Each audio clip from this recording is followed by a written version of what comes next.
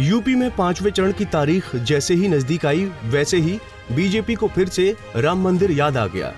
खुद प्रधानमंत्री नरेंद्र मोदी ने बाराबंकी में रामलला पर बड़ा बयान देकर अयोध्या के मंदिर मुद्दे को हवा दे दी। पीएम मोदी ने विपक्ष पर हमला करते हुए कहा कि अगर सपा कांग्रेस वाली सरकार आ गई तो फिर से रामलला को टेंट में भेजेगी और राम मंदिर पर बुलडोजर चलवा देगी। आइए सुनते हैं क्या बोले नरेंद्र मोदी।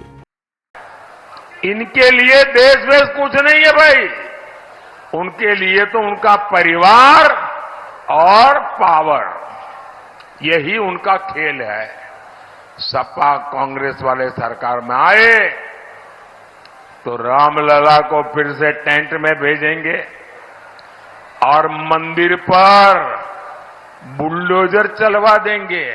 क्या योगी जी आपको बता दें कि चुनाव के दौरान इससे पूर्व भी प्रधानमंत्री नरेंद्र मोदी ने राम मंदिर पर मध्य प्रदेश में बयान दिया था।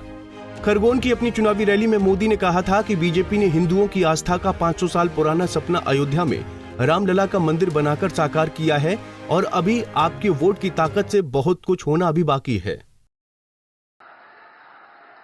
500 साल की प्रतीक्षा खत्म करके भगवान राम का भव्य मंदिर बना दिया। तो बोलिए जय श्री राम, जय जय श्री राम। और साथियों, ये तो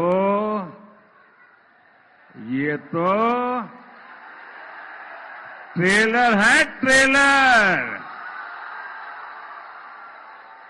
अभी तो बहुत कुछ करना है।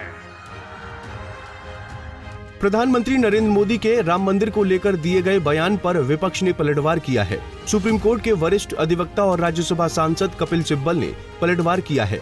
सिब्बल ने कहा कि मोदी ऐसे बयानों से चुनाव आयोग के नियमों का खुला उल्लंघन कर रहे हैं, लेकिन निर्वाचन आयोग मौन है। बाबरी का ताला राम मंदिर पर लग सकता है? जरा उनसे पूछिए प्रधानमंत्री जी से, उनको ये ज्ञान है, भविष्यवाणी है। हाँ, भविष्यवाणी है कि ताला लग सकता है। सुप्रीम कोर्ट की जजमेंट आ गई, मंदिर बन गया, प्राण प्रतिष्ठा हो गई, साष्टांग करते हो आप रोज के रोज, लाखों लोग वहां जाते हैं, तो ताला कैसे लगेगा? ताला तो इलेक्शन कमीशन लगा सकती है, बयानों पे वो लगाती नहीं। ये तो एक विवादित बयान है ना, जो इलेक्शन कमीशन के कोड ऑफ कॉन्डक्ट का उल्लंघन है, साफ उल्लंघन है। समाजवादी पार्टी के राष्ट्रीय महासचिव रामगोपाल यादव ने कहा है कि बीजेपी वालों की मानसिकता खराब है। वो दलित और पिछड़े वर्ग के लोगों को मंदिर जाने ही नहीं देना चाहते हैं। खुद को मंदिर का ठेकेदार समझने वाले शायद जानते नहीं कि उनसे बड़ा कोई राम भक्त नहीं है। ऐसा है, इसीलिए तो मैं कह रहा हूँ कि इनकी मानसिकता कितनी दूषित है। जो बैकवर्ड्स को, दलित्स को, माइनॉरिटीज को इस लायक नहीं समझते कि मंदिर में जाएं। तो 85% आबादी जिस देश की इन वर्गों की हो, वो अगर मंदिर में नहीं जा सकते तो फिर इसका कोई औचित्य भी नहीं। क्या मतलब है?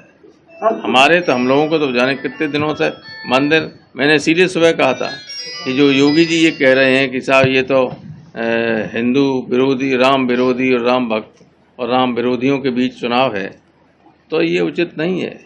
क्योंकि उनकी जितनी उम्र है उससे मेरी उम्र ज़्यादा है और मैं पहले से राम भक्त हूँ। जो अपने को ठेकेदार समझते हैं राम भक्त का, उनसे ज़्यादा। सपा के रामगोपाल यादव की प्रतिक्रिया के बाद अयोध्या हनुमानगढ़ी के महंत राजू दास का बयान भी सामने आया है, जिसमें राजू दास ने सपा को राजद्रोही बताया है। महंत ने कहा कि रामगोपाल के लिए मंदिर इसलिए बेकार है क्योंकि उन्हें दूसरे संप्रदाय की बात करना है और सपा हमेशा मंदिर विरोधी रही है। समाजवादी पार्टी शुरू से ही रामद्रोही रही है। आप देखिए, निहत्थे राम भक्तों की सीना गोली से छलनी करना, उसके बाद वहां पर पुनः यह कहना कि बाबरी मस्जिद हम पुनः स्थापित करेंगे, पुनः बनवाएंगे। तो स्वाभाविक है, रामगोपाल यादव ने कहा कि राम मंदिर बेकार है। उनके लिए तो सनातन संस्कृति का हर जगह वो बेकार है जहां हिंदुओं की आस्था जुड़ा हो, जहां से हिंदू जुड़े हों, वहां आस्था से ठेस पहुंचाने से मतलब है उनको एक कौम, एक मजहब, एक संप्रदाय की बात करना है, सिर्फ टोपी की ही बात करना है, तो सनातन का विरोध तो करेंगे ही करेंगे वो। दरअसल उत्तर प्रदेश में अभी 41 सीटों पर चुनाव होना बाकी है और शेष बचे 3 चरण में लखनऊ, अयोध्या, आजमगढ़, बनारस और झांसी मंडल भी शामिल हैं। जो पूरा इलाका अयोध्या के आसपास का क्षेत्र है, जहां पर राम मंदिर का व्यापक असर है। इन क्षेत्रों की सीटों पर मतदान से पहले बीजेपी राम मंदिर की हवा बनाने में लगी है। मतदान के इन चरणों में प्रधानमंत्री मोदी का संसदीय क्षेत्र काशी और अयोध्या इलाके की फैजाबाद भी सीट है, जो बीजेपी की प्रतिष्ठा से जुड़ी है। ऐसे में राम के नाम पर आस्था को बनाने के लिए बीजेपी और पीएम मोदी मंदिर के मुद्दे को उछाल रहे हैं।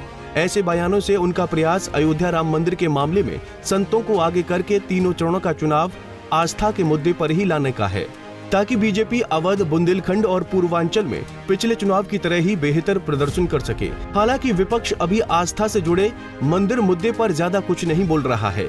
इंडिया गठबंधन के दल सपा कांग्रेस को इस बात का आभास है कि बीजेपी राम की बात करके चुनाव में ध्रुवीकरण करने का ख्वाब देख रही है।